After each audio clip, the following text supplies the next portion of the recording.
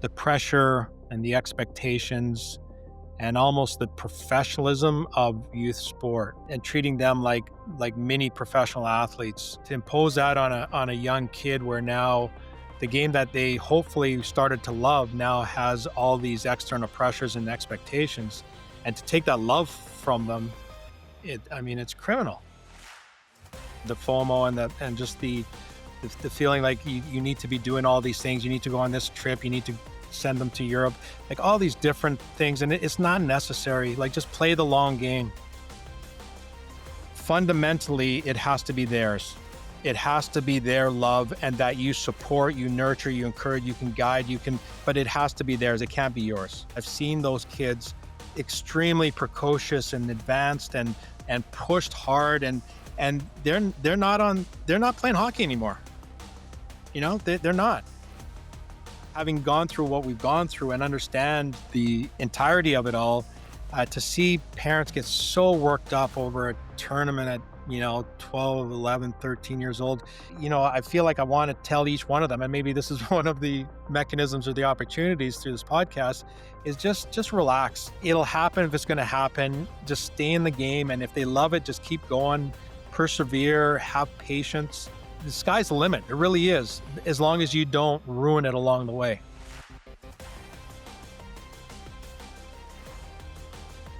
He has trained some of the planet's top athletes. He has worked with weekend warriors, and he's coached kids as young as 5 and 6 years old. And Dr. Rick Celebrini has found something in common with all of those athletes who enjoy a healthy relationship with sports: joy and a love for the sports that they continue to play. Hey there, I'm Scott Rintoul, and this is Better Sports Parents, a podcast I created because, just like you, I'm trying to become a better sports parent. And if there's anything that parenting teaches you along the way, it's that you don't have all the answers, and you learn through trial and error, and you lean on the advice and insight from others. And that's what this podcast attempts to provide: insight, perspective, opinion from world-class performers from across sport. And while they will tell you that they don't have all of the answers, and I will certainly tell you that I don't, hopefully some of the messaging you hear from those athletes resonates with you. Perhaps a story, or perhaps a particular situation that they've gone through with their own children. That's the idea, so that week by week, month by month, year by year, you can become a little bit better as a sports parent. Because if we get better sports parents, we get better sports experiences for kids. Without further ado, let's get to Dr. Rick Celebrini, who, as an athlete, was a professional soccer player for the Vancouver 86ers, and he also suited up for Canada as a U20 and once as a member of the senior men's national team as well. But injuries derailed Rick's career because he was a classic overtrainer. And so he eventually poured himself into physiotherapy because he wanted to prevent other athletes from going down that same road. He excelled in that field, much like he did in his athletic endeavors. And Rick went on to work for the Vancouver Whitecaps, the Vancouver Canucks, and currently works for the Golden State Warriors as the Vice President of Player Health and Performance. Very importantly for this podcast, he and his wife, Robin, have 4 children who happen to be extremely athletic. Hockey fans may know of a couple of them. And if you're a tennis fan, you may know about a young up-and-coming tennis player that hails from that same household. And I certainly don't want to diminish their 4th child, who is very athletic as well. He just happens to be younger. And you'll hear all of that from Rick. But Rick and Robin didn't set out to raise professional athletes. They are a sports family, as they will tell you, and they set out to raise children who had a healthy relationship with sport. How did they go about doing that? Let's get to it. Here is Rick Celebrini.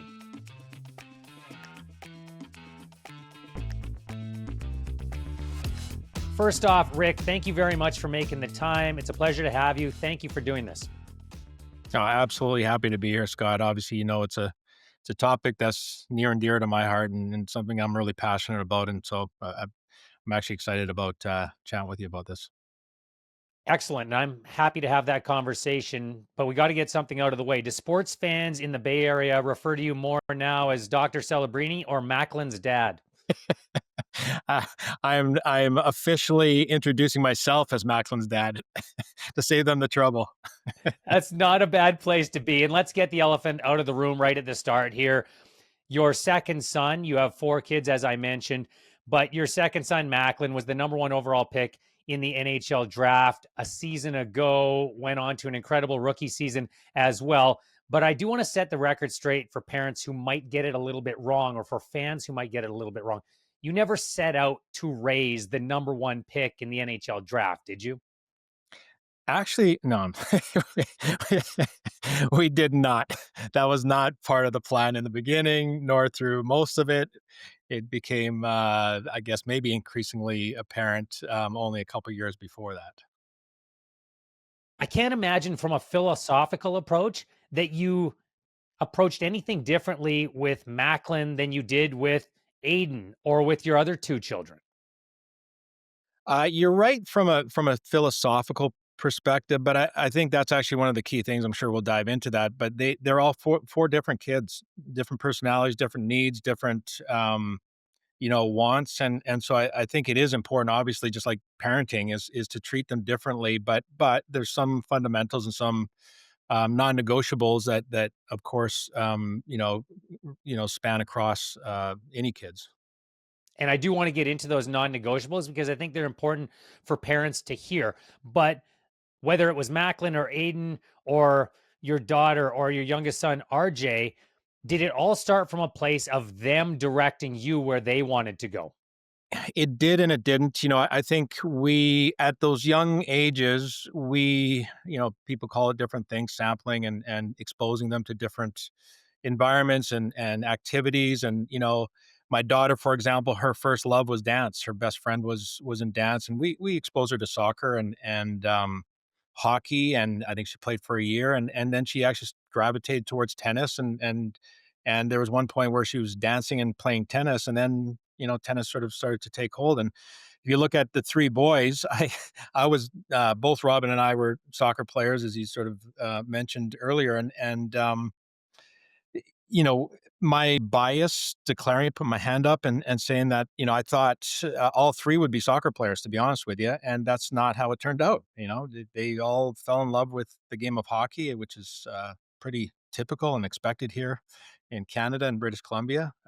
So it's really, I think at the end of the day, you try to find this balance of encouraging them and exposing them and guiding them. But then at the end of the day, they need to choose what they're passionate about, and what they essentially love to do.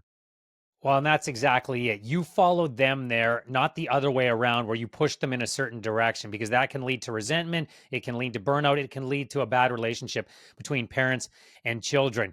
The other part that's really interesting, of course, is that you have a very specific expertise when it comes to sports, especially when it comes to training and recovery.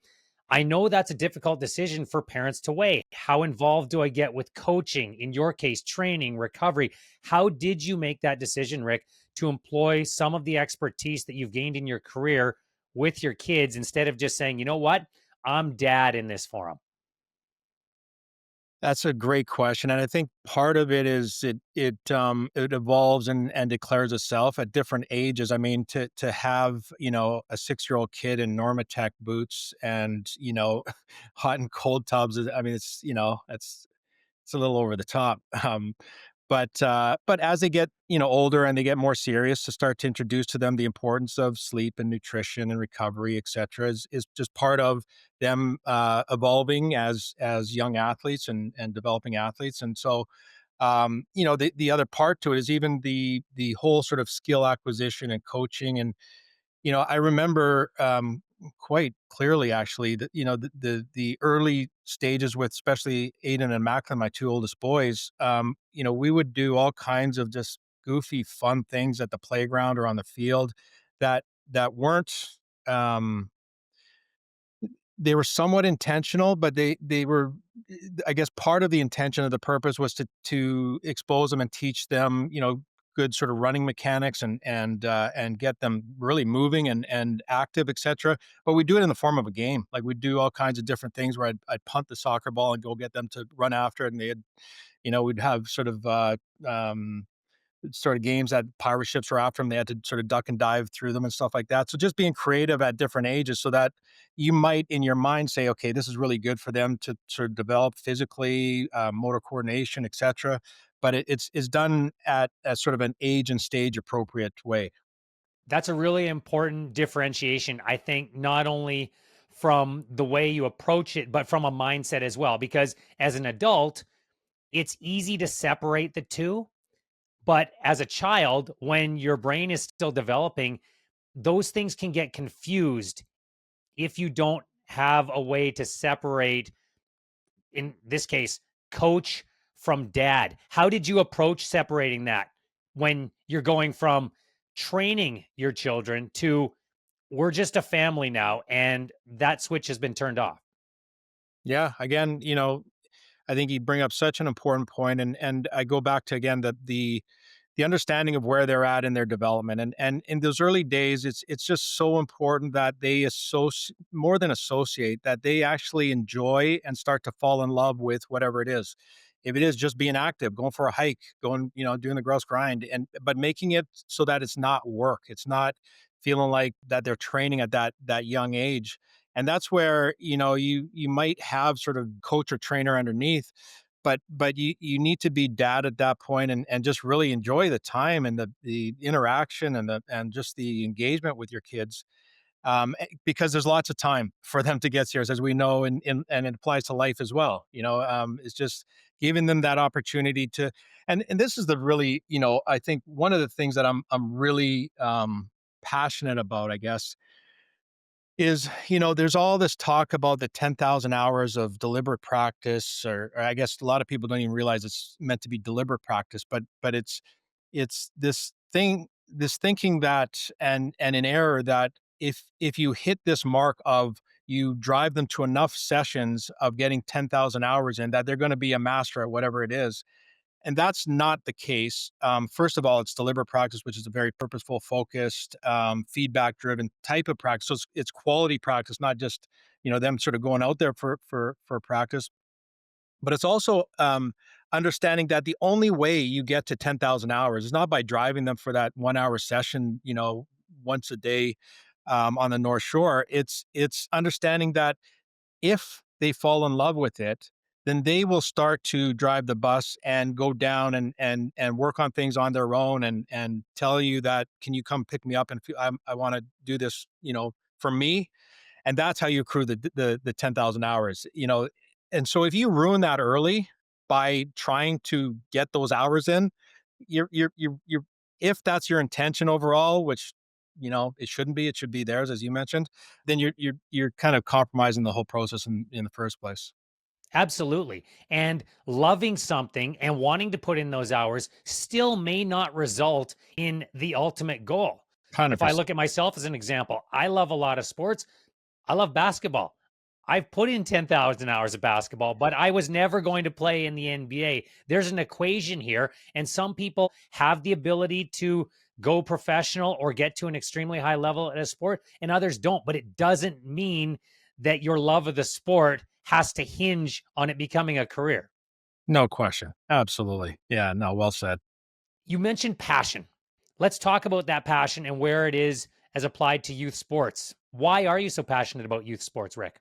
Well, I think, for me personally, it started with, first of all, my parents not really being passionate about sports. So I actually was the one that came home. I think as the story goes, because I barely remember it, it is, I was in kindergarten and I came home with like a piece of paper for Norburn Soccer Club at the time, North Burnby Soccer Club.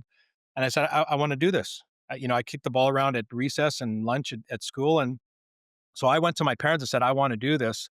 And so, 52 years later, I'm 57. I've been involved in sport in every level, every capacity, as coach, as trainer, as you know, developing players, developing my kids, as a spectator, as a parent. So, I mean, it's part of who I am, who our family is. We're, again, put up our hand and declare our bias. We're a sport family, and I'm sure we encouraged our kids to do that because that's what we love to do. We're not an art family, we're not a music family necessarily. So we happen to be a sport family. But if, for example, one of my kids came up to me and said, "Dad, I don't like sports. I love music. I want to play the guitar." Absolutely. Like, my brother actually has a fantastic saying. It's like, find your passion in life and create the discipline to achieve it. And that applies to, beyond sport. So your parents didn't push you into sport, but what was their approach once they found out that that's the direction you wanted to go? I mean, they're sort of a European type family, typical. What I remember most is that they were always incredibly supportive, drove us everywhere, especially my mom when my dad was working, would drive us, my brother and I, pick one up and drop the other one off. And we're both playing hockey and soccer at a decent level. So in that respect, I think that's again really why we did what we did, which is fall in love with the sport because it was ours. We didn't feel any expectation, and in fact, probably the opposite. If anything, my parents almost discouraged us from having dreams of getting to any sort of top level, or that was sort of for the special people from their perspective, which again I think was really good. I've since tempered that. Like, my message to my kids as a parent, and I love and appreciate everything my parents did for me, but I've tweaked that to say that, and I think most would agree, anything's possible. Like, if you maybe not you playing NBA basketball, Scott, but but most other things are possible if you set your mind to it and you work your butt off at it. What else do you remember about their involvement other than being the chaperone to and from games? It was a different time, so I don't imagine they were like many parents today, attending every single practice, there an hour before and after the game. What was it like? No, that's what I mean by just having that sort of little bit of a separation so that it's yours. I would, walk or jog to, like you said, different times, but I would walk up to Burnby North High School where our practices were on the gravel field, and then walk back after practice. Same thing for baseball, hockey. They had to drive me with the hockey equipment, but again, they were the biggest supporters and cheerleaders. But I didn't ever feel like afterwards they, I mean, not that they knew what they were talking about, but never did I have you really should have done this, or man, that pass was like, what were you thinking? That, throwing that pizza up the middle. So I'm wondering what drew you to sports. What was the hook? You said you wanted to do it, but something has to draw you in. What was that for you? It's such a good question. Again, it's such an early age. I'm not sure if it was friends. I know for sure that before I started organized sports, we were running around in the playground playing sports. And so I think that was probably the genesis of it. And just playing sport for the purity of sport, running around competing. I don't think that's a bad word. You keep score at the playground and see who wins and who loses, and you try your hardest to not be on the other end of it. I do think, like, as I got involved into organized sports, like a lot of people, and even you talk to a lot of the professional athletes now, one of the best parts of being part of a team is the locker room, is the trips away. I remember the Seattle Exchange where we would, go down as a team and go to movies, and so that whole social part of it. It's not for everyone. My daughter's a tennis player, and she's playing in a very individual sport, and in a lot of ways a lonely sport, but she actually craves a team element of that there as well. There's other athletes that actually love the individuality of certain sports, but for the most part, I would say it's the competition, the just being active and kind of competing, and and then the sort of team feel, and sort of feeling like you're working towards a common goal. You win, you lose, you go to a tournament together as a group, and just enjoy things on and off the field. I'm really glad you brought up the word compete and competition and said that's not a bad thing. I think people get part of this wrong. When people like myself, yourself, and others say, listen, it's got to be fun first, it's about the friends, they seem to think that means, well, you're down on competition or you don't want them to compete. Not at all. Competition is really fun. It's more about letting kids know that compete while you're out there, do your best, but the results at the end of the day don't determine who you are or the way you went about it. And that's a lot more important than what that scoreboard says. Absolutely, and again, if part of what we're doing with youth sports is teaching them life skills, and that's a really important thing to understand moving forward into life, into business, into, for the small percentage that do get into professional sports, because you're going to lose a lot. And how do you accept that, and how do you respond to that, and you're going to win, and equally, how do you manage those emotions and that response. So I think, you're teaching them a lot of life lessons, and the compete, just like, competition. I know that at different times, different, and I've been part of some of those committees. Even with the national soccer team, we sort of had the long term athlete development plan that we coined Wellness to World Cup.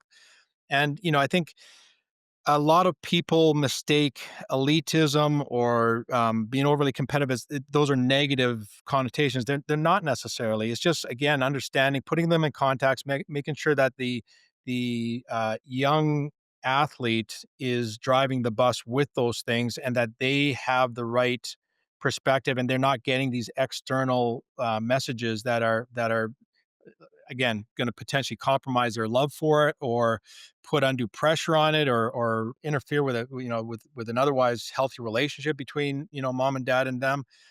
So I think that's really the important parts of it. No question. And it's about that process and falling in love with that process. I've heard you talk about this in other interviews because you're around some of the best athletes in the world, guys like Steph Curry. He works as hard or harder than anybody, but he's grown to love that work. That is fun for him, correct? Absolutely. Steve Nash, one of my best friends, in his Hall of Fame speech, he has a phrase in there that is just so good. He says, "Be obsessed. Balance will come later." And of course, that seems counterintuitive to a lot of us. What hang on, you want to keep everything in perspective, especially young developing athlete. But there's nothing wrong with, if you're passionate about something and you really love it, to be obsessed and to be committed and to be disciplined and all those good things. There's absolutely nothing wrong with that. It's when those same qualities are being externally driven or imparted on you, that's when there's a disconnect. That's when there's a problem. Well, and that's going to take us into the world of sports specialization, especially at a young age. We'll get to that throughout this conversation, but I do want to go back to your own youth sports experience before we get there. Your parents weren't the ones driving it. You were. Somebody needs to believe in you or see that you have promise to help you excel because you did excel in sports. You're a professional soccer player at the end of all of this youth sport experience. Who or what influenced that decision to pursue sports or to get you to love sports more? I think it's a lot of different people. I can't say that there was any one person. I would say a lot of it was self-driven, for good and for bad. And this is the negative to it. For the good is that I owned it. I told you I didn't really ever feel any pressure from my parents or anyone else for that matter. I had a lot of positive experiences with different coaches that help and teammates, etc. But I will say, as I went on and kind of got to another level, I remember this around 13, 14, 15 years old, I would actually ride my bike to the Burnaby Public Library, because I wanted to know how to run faster, jump farther. I was, competing in long jump and these kinds of things. And if I had somebody that could guide me at that point, as well as when I continue to progress, and 18, 19 years old now, I get my first call up to the national team, and I was an overtrainer. And that was part of my undoing as an athlete. Was, again, I didn't have anybody there to say, whoa, whoa, whoa, like, give this a break. So I had a it's a long sob story that we won't get into. It's not really relevant to this, but I had a stress fracture that wound up costing me 2.5 years of my development. Again, if I had someone at that point say, listen, this is like short term right here. You just got to take some time off, and big picture, you'll benefit from it. But without having that guidance as a young athlete, you can be prone to making, the wrong decisions and the wrong, almost following the wrong path. And sometimes it's with great intention, but just not the right strategy. Was it that personal experience in sport that fueled your passion for what would end up becoming physiotherapy and sport medicine? It really was. And as corny as it sounds, because I was actually just on a leadership call last week with different CEOs and people in sport.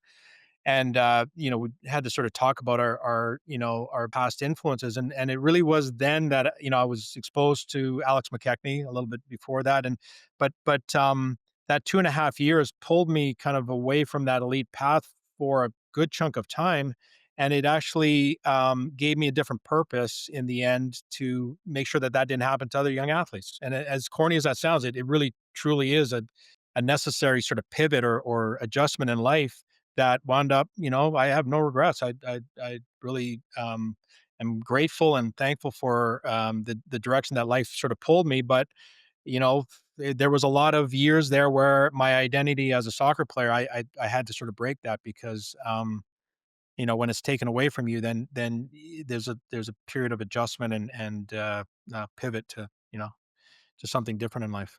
Well, you mentioned the word identity, and it's a really important one because this is part of the mental game that young athletes have to develop and really need to understand early on. And some of it can be reinforced with language, but a lot of it gets reinforced with parenting.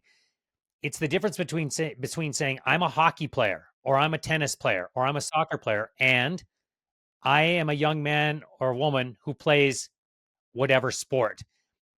Was that something that as a parent you got across to your children early? I wish could say that I did.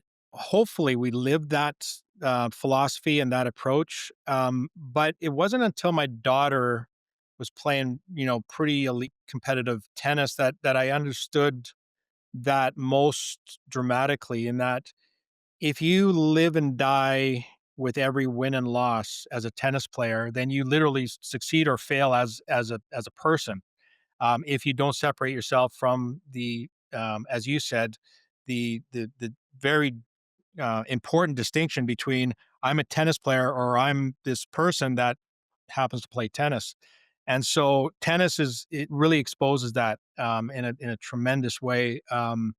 But you're right. I mean, I think it's so important for kids and professionals as well to have that ability to separate for all kinds of reasons, not the least of which is just so that you're not mentally and emotionally tied to the roller coaster, which is inevitably elite sport or any sport.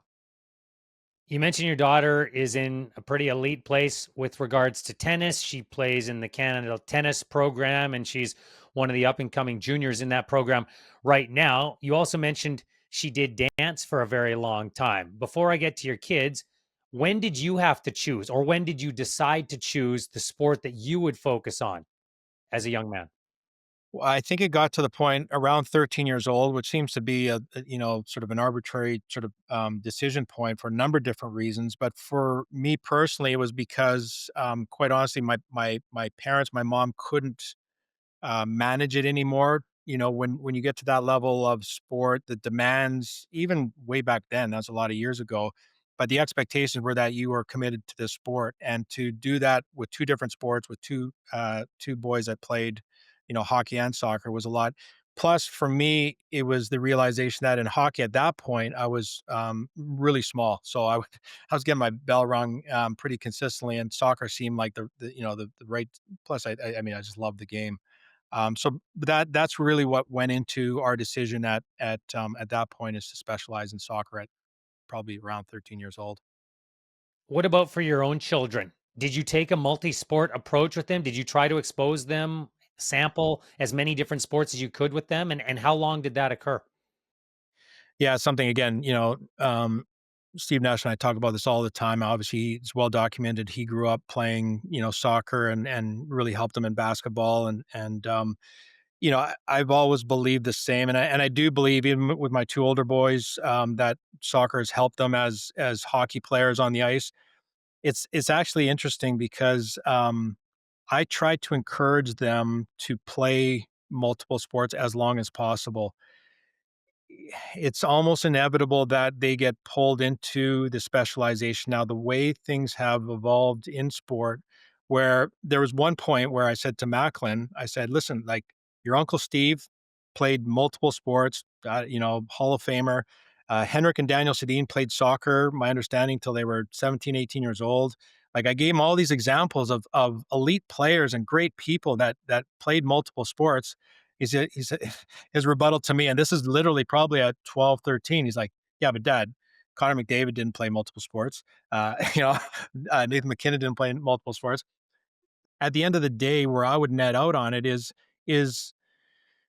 you can't deny the fact that if you specialized in one sport, that you have the potential to maybe excel at that sport and with a very narrow lens on it. However, however, if you're looking at the big picture development, if you're looking at the ability to have other attributes, like I said, there's no question that the vision, the decision making, the movement, the coordination that both my boys have, or all three of the boys have on the ice, is a product of soccer and tennis. And all three of them are obsessed with were obsessed with basketball at one time. So those other skills do transfer, and it makes you a more complete athlete, plus the fact that now you're not getting overwhelmed. There is the small 0.001% that could do that, one sport and not have anything else and do it to such an extent that they're going to excel. But again, I would argue what is the risk, and that's a very select few. And so unless they are really dictating it and they're the ones that are saying like I don't want to do anything else, like Macklin did at 13 years old. Your kids have a distinct advantage, though. Not only do they have the genetics of two extremely athletic parents, they also have a father who, as you mentioned earlier, understands recovery and understands training. Because one of the issues we see around sports specialization right now, from the data I have seen, is that we have a higher proclivity of injuries for sports specific athletes when they take that path earlier because they are not doing some of the neuromuscular development around that. I imagine that has been a big component of their training when they decided to go on the single sport route. Yeah, absolutely. I mean, as you say, that that's one of the most important acknowledgments is multiple sports does give the body and the mind a reprieve and gives it some a different stimulus, sort of a balance, so to speak. It's really important for everyone to understand. And I, again, like I mentioned to you, I didn't have somebody to guide me when I was a young athlete, but the understanding that adaptation only happens after recovery. So you very simply and simplifying it is, if you produce a stimulus to the body, it will respond if it's been given time to recover and adapt, and then it you continuously progress that and you get to a new level. If the stimulus doesn't have adequate recovery, then over time you wind up being into either an acute or a chronic, either sort of decrement in performance and injury and negative outcomes. I know it is only an opinion and you don't know every club or organization out there, but in your general opinion, do enough clubs and organizations understand that? Because there is a pull and a pressure right now to get young athletes into a single sport pathway early when it comes to private clubs. I think that's part of it. I think there's the business part of it too. The more that they do with them, extra training, extra practice, extra trips and stuff. There's a money making part of it as well. If we're all very frank and honest. So, but you're right. It becomes very sort of egocentric, where organizations, coaches, trainers sort of want players to commit to that and only that. Whereas if you take a step back and look at what is in the best interest of the young athlete, big picture is to, as much as possible, for as long as possible, expose them to all kinds of different environments, experiences, physical demands, mental and emotional demands. That's how you create a robust, adaptable athlete, but person in the long term. Otherwise, it becomes very insular. 100%, as you said, there's a risk of overload of specific tissues with repetitive movements of the same sport. But there is also the mental burnout, the lack of just even an awareness of what else is out there and other different approaches and experiences. It just becomes a very limited scope and narrow frame of reference. Again, I'll talk about an advantage that your family has that most families don't is that you've been around professional sporting environments in a variety of leagues, whether it's Major League Soccer, the NHL, obviously with the NBA now, and you've worked with athletes from a far larger spectrum than that. So when we start talking about the recruitment of young athletes and the pressure to sport specialize and come to our club or come to our academy, we're the ones that will get you to X, Y, or Z. I imagine you, as a parent, felt that pull and that pressure at times with your own kids because they were excelling in sports. How did you differentiate between what is proper athlete long term development and what is simply a pull to get an elite player or to get some more income for a club? Yeah, great question. I think young people, young athletes, kids, adolescents, etc., as they sort of develop through, they can pick up on who is doing things for the right reasons, and who really cares about them as a person. It can be a coach. I remember Charlie had a coach. One of her, it is probably her favorite coach to this point, was so hard on her early, but probably after the first session, she realized, no, this guy actually really cares about me and wants the best for me and is approaching things the right way. And so I think the understanding that you want to be in an environment where people are of like mind and philosophy, in understanding that we're raising good people first, foremost, that the sort of development of the athlete is a part of that development of the person, and that big picture, there's so many different ways to go with this. There's so many. Macklin just came back from the worlds, and he said to me, he goes, "Do you know what I realized, Dad?" He goes, that everyone has their path. Like, everyone has gotten there in different ways, and even to this point in time, different professional athletes have their process that worked for them.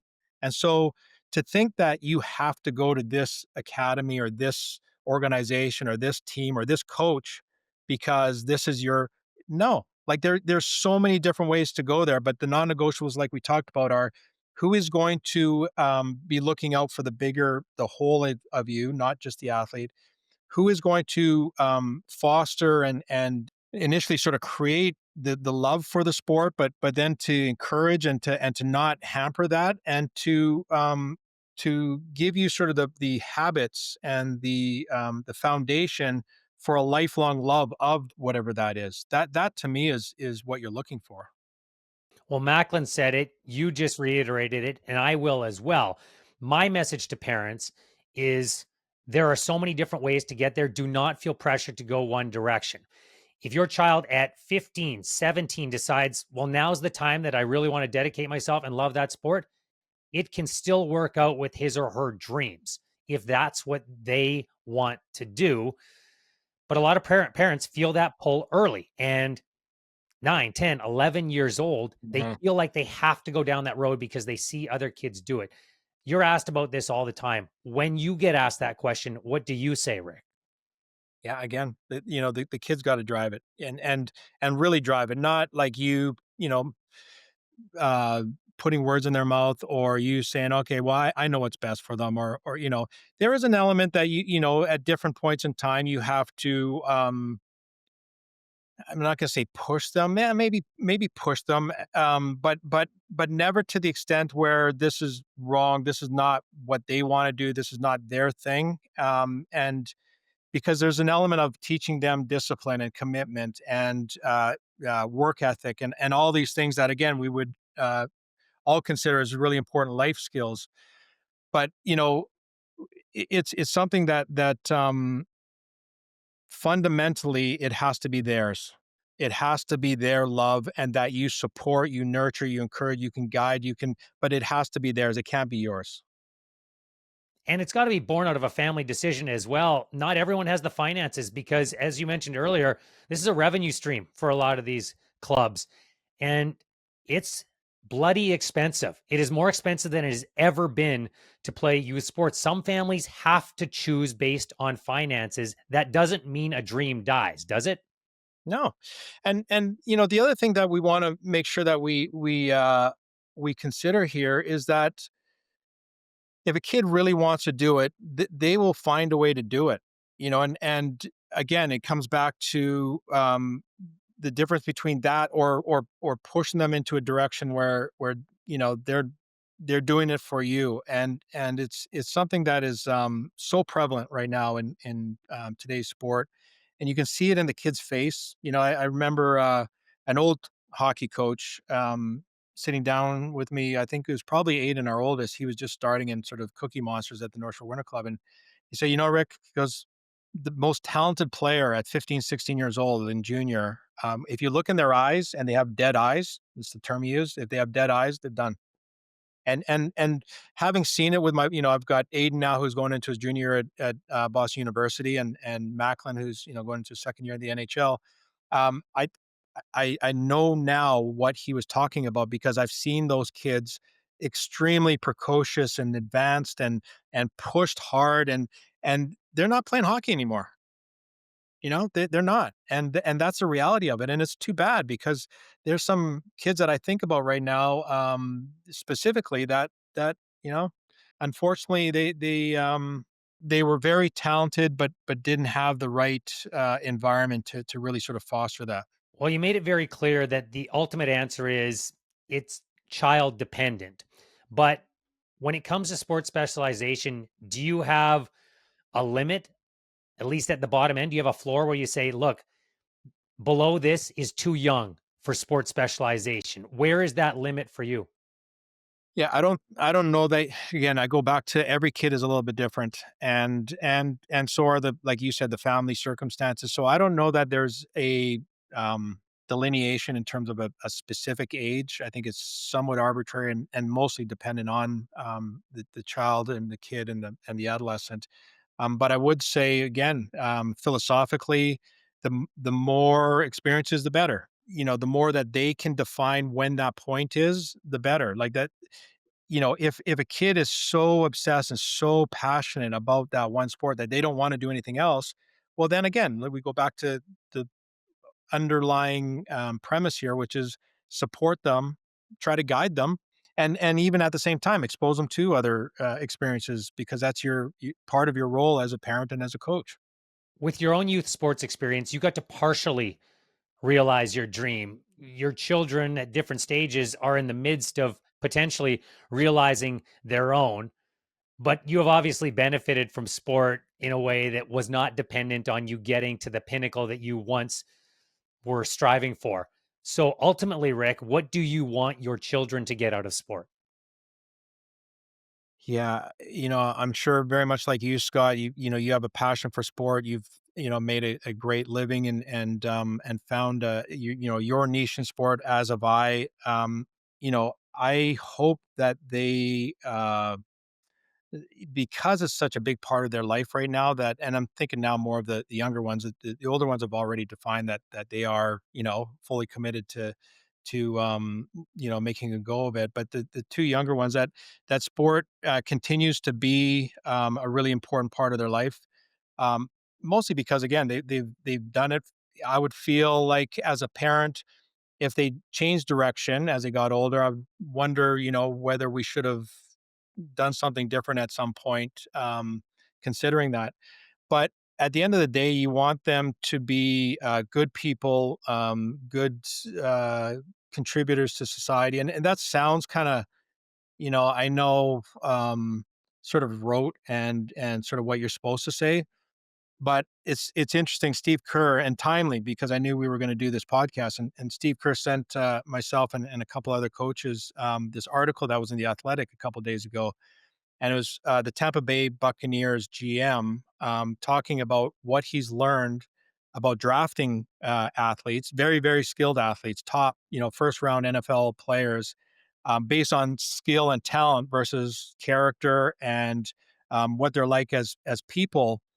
And I know we've all heard different stories about this, but this article was so well written and so obvious that to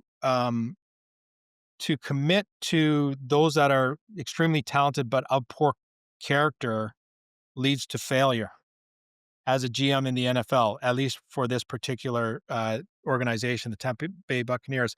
It was amazing to me that when they sort of evolved and pivoted and really focused on drafting only good characters, good people, people with good morals and ethics, and really screening for that their success rate of those players staying within their organization and in the NFL were unbelievably different. So that's just yet another example of what hopefully we all, or most of us, believe, which is if you develop good characters, good people, um, the the the affinity for sports is part of that. And if they're going to succeed in sports, that has to be the pillar that is based on.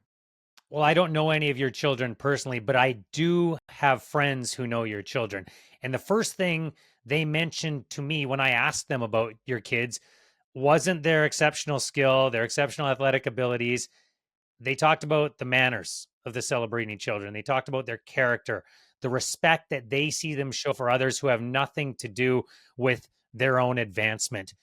How does that make you feel as a parent? I can't tell you how proud I am to hear that.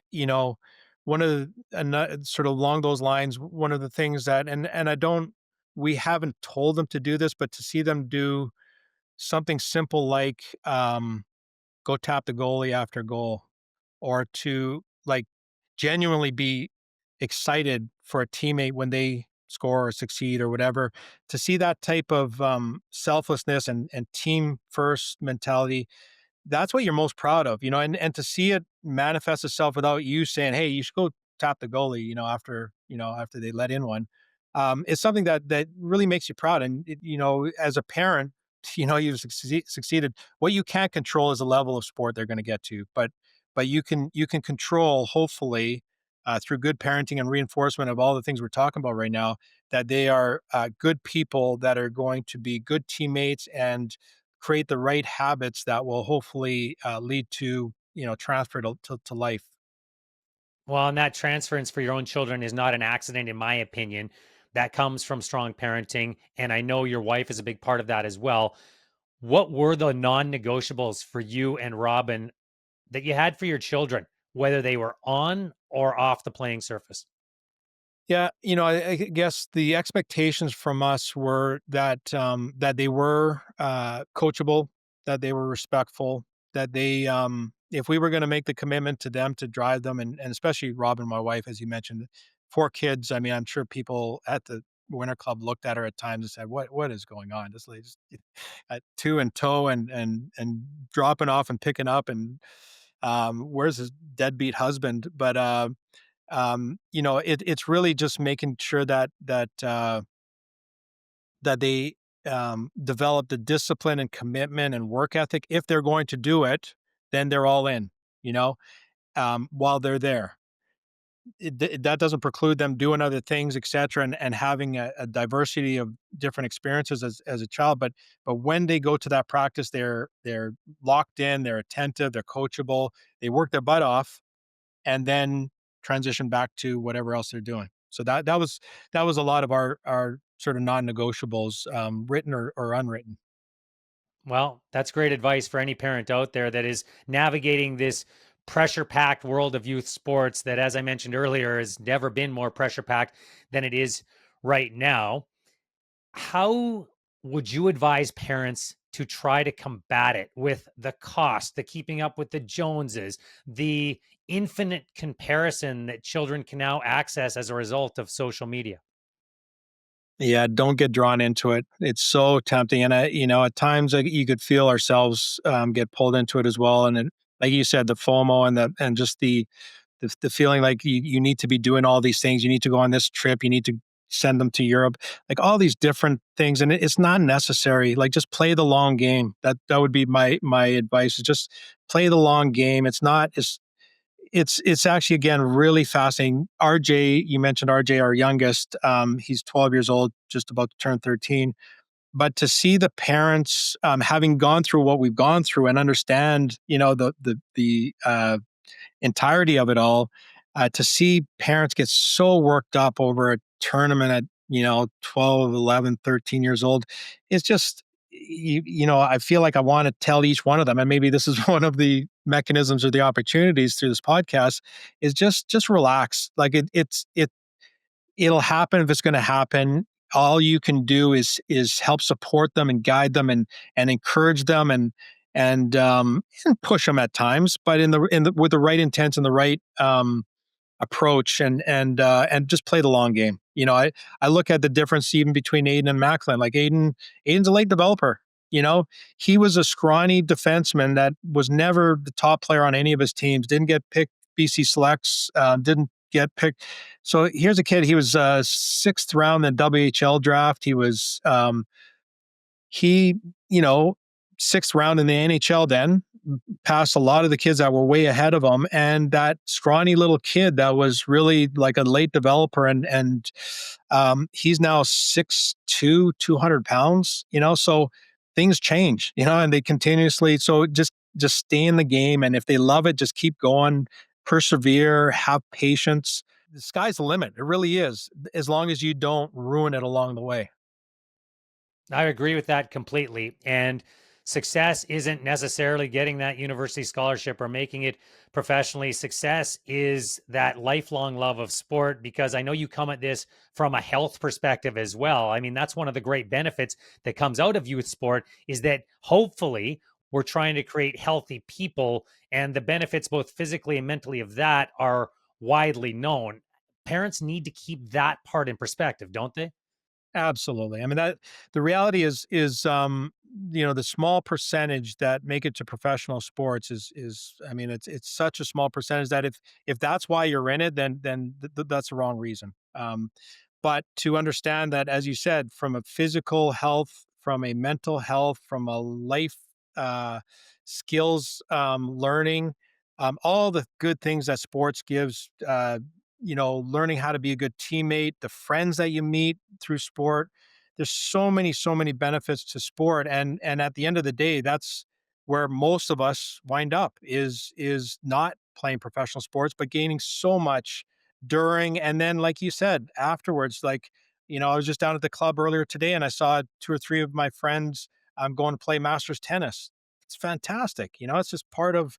Now, I talked to Steve Nash the other day. He's still kicking the ball around with 20 and 30-year-olds, and he plays tennis probably 4 or 5 times. I mean, we know. So all these hacks, like even from this standpoint, it's actually you got me going here, Scott. Is the longevity kind of kick that everyone is focused on now and looking for, like the magic bullet and magic pill and stuff like that.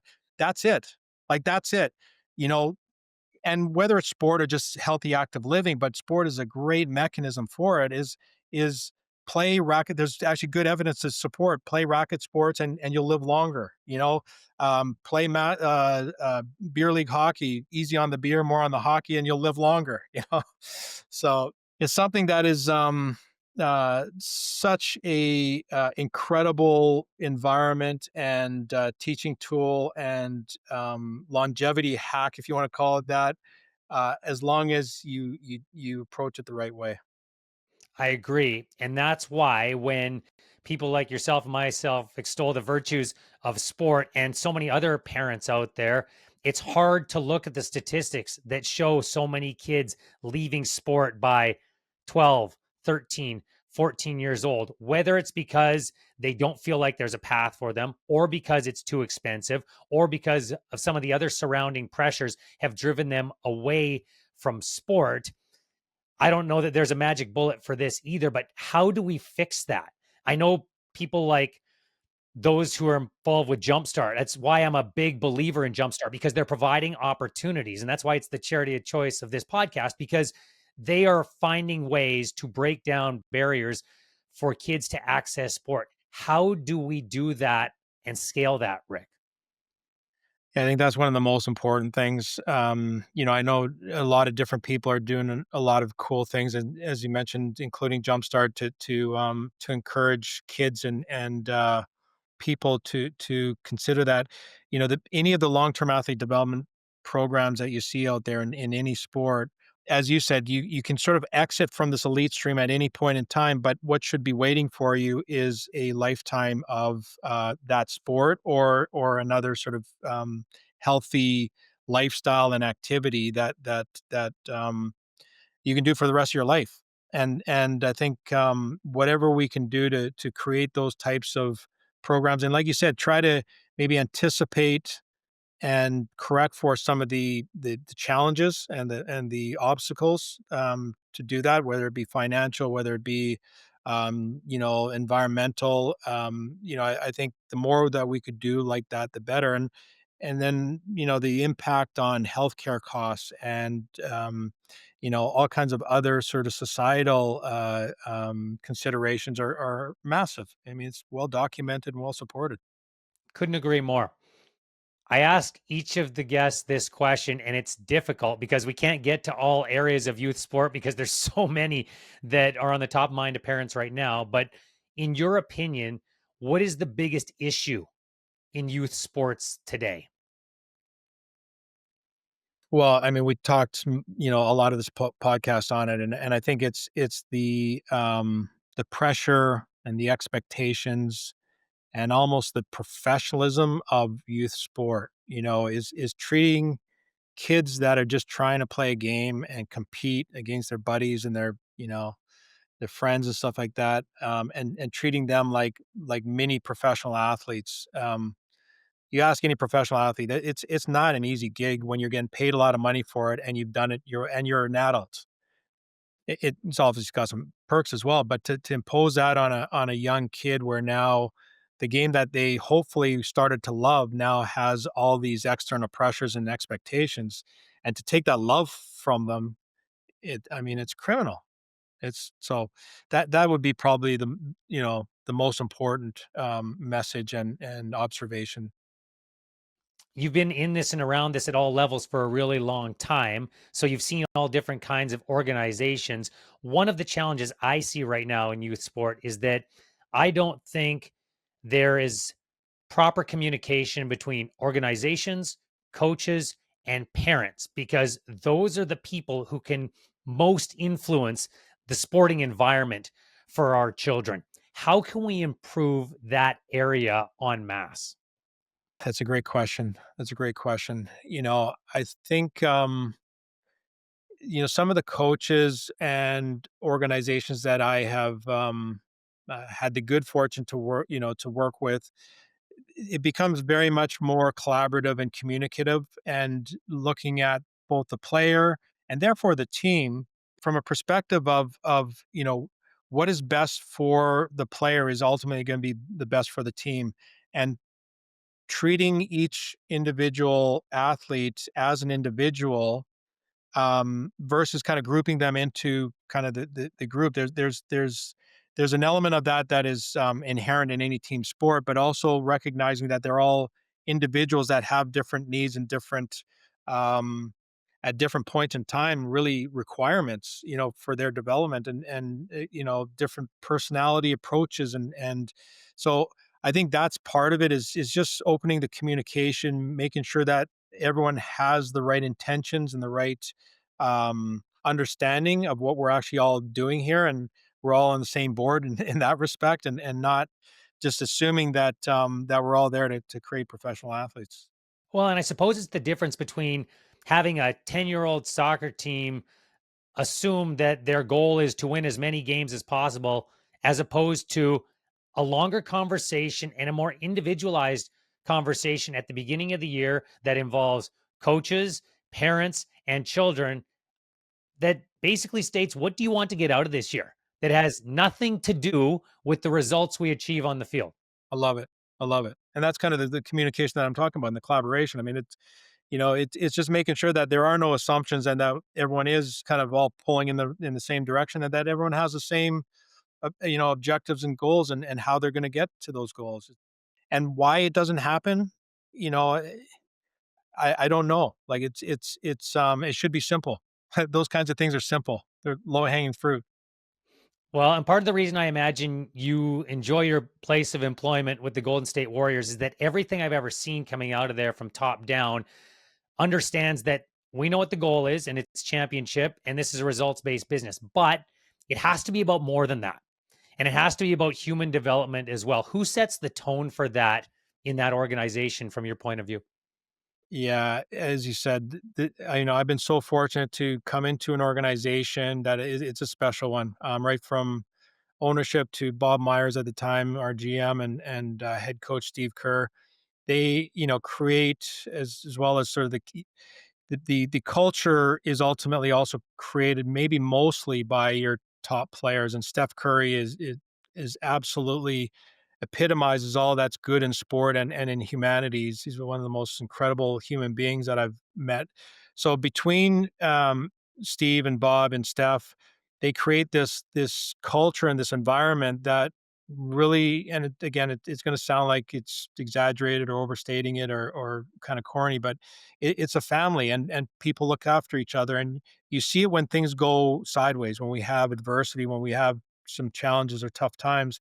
You see how they respond to that, and it's consistent with that understanding that we're looking after each other first, and then the basketball is secondary.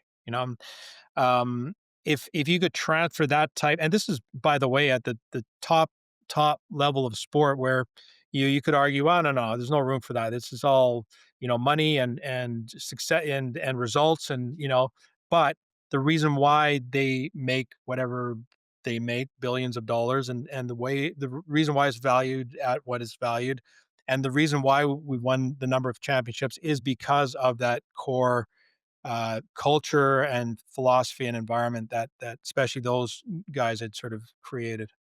Obviously, at the youth sport level, there's not access to the type of finances that a professional sport team and the number of resources that a professional sport team has.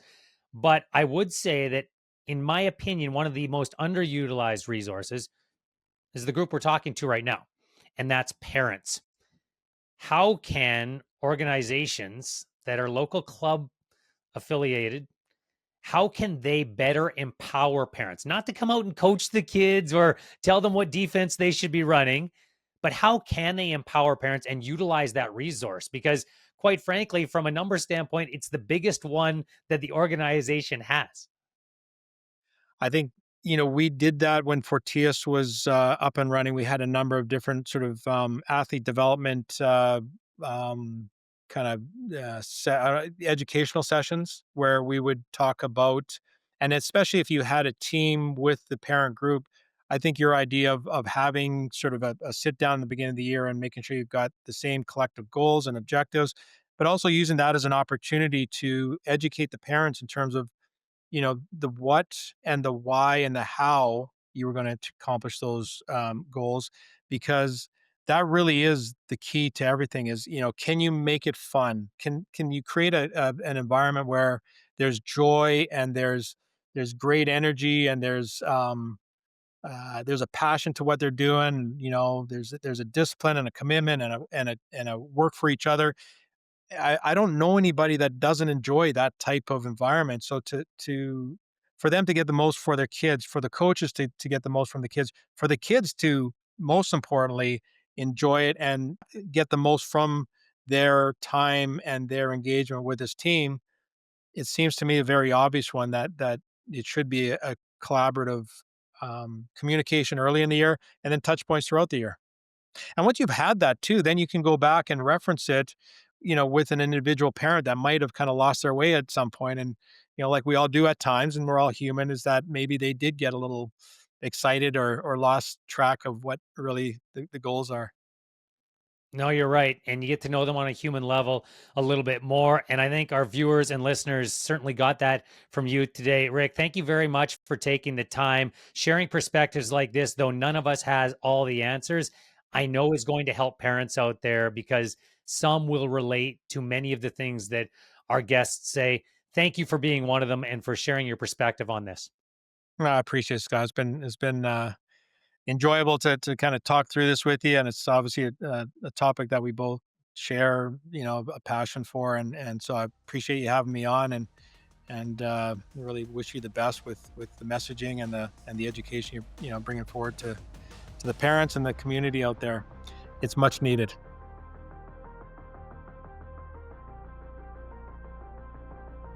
I hope you not only enjoyed this conversation, but that you also learned a few things that can help you in becoming a better sports parent. The best way you can support this podcast is by hitting subscribe or follow on whichever platform you're watching or listening. And the fastest way for us to reach more sports parents out there is for you to share it with your network and with other parents you talk to on the sidelines or in the stands. Until next time, happy sports parenting. And remember, have fun. That's what it's supposed to be about.